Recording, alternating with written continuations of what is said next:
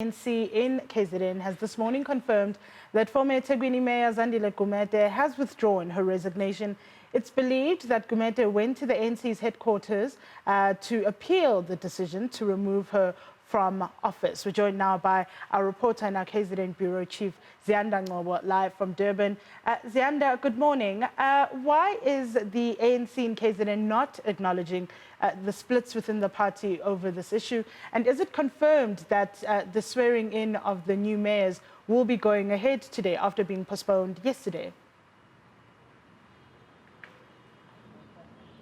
A very good morning to you, Googs. While the ANC seemingly struggling to manage the crisis within the party, because you'll recall last night, Ricardo Mthembu, who speaks for the ANC in Kwa-Zulu Natal, telling Newzroom Africa that in fact there's no such thing in terms of the resignation of Zandile Gumede when he was asked about this. So he flat and outwardly denied that Gumede had resigned, but also he had said that all proceedings would go ahead. But Googs, this is a complete and utter conflation between the ANC and the states, and that being local governments. Ricardo Mthembu and the ANC in Kwa-Zulu Natal have no jurisdiction over what happens in the municipality insofar as proceedings get underway. Councillors yesterday were sent messages by the municipality telling them that today's proceedings would be postponed indefinitely. And also, Googs, what we do know is that the ANC eThekwini caucus is highly divided between those who are in support of Gumede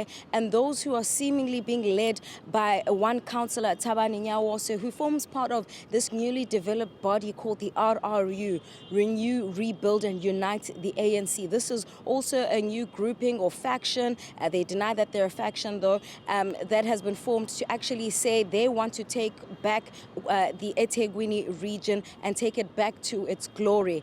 Googs, the issues here and what the ANC in KwaZulu Natal is seemingly not being able to communicate is whether or not it's true that Gumede did only know of her, or was only asked to resign via SMS. Is it true that the ANC in KwaZulu Natal is now having to deal with the crisis of having issues that were meant to be contained in the province having now been taken to at a national level, where we've heard that Zandile Gumede actually went to Luthuli House to appeal the decision to have her removed? Gumede maintains that nobody has formally communicated with her why she was asked to resign as eThekwini mayor.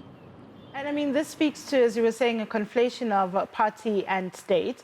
So the PEC in the province saying one thing, whereas the state itself, the public sector, in terms of what the legislature and council knows, are saying one thing. So at the moment, as it stands, do we have an indication on how the running of the municipality is happening?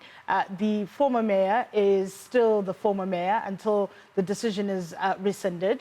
The person that was meant to come in hasn't been sworn in. So what exactly is happening in eThekwini municipality? But we also know this impacts the Msunduzi municipality as well.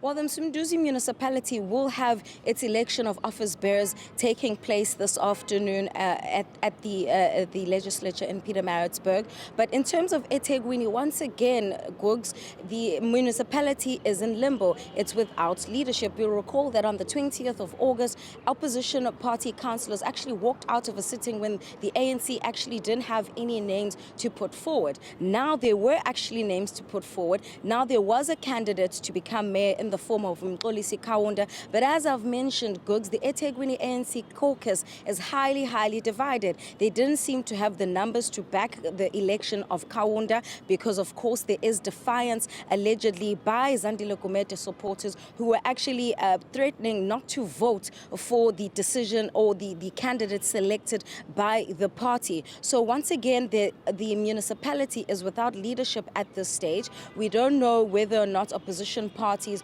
will be arriving here, but from my understanding, Googs, they were told not to come because, of course, proceedings have been postponed and there hasn't been any new communication indicating otherwise. Just the final question, Mapoloma. It's understood that Gumede met with national officials. You mentioned that she's said to have gone to Luthuli House. And also there are indications that there is the possibility of a court battle. So we'd see the ANC once again in court against itself.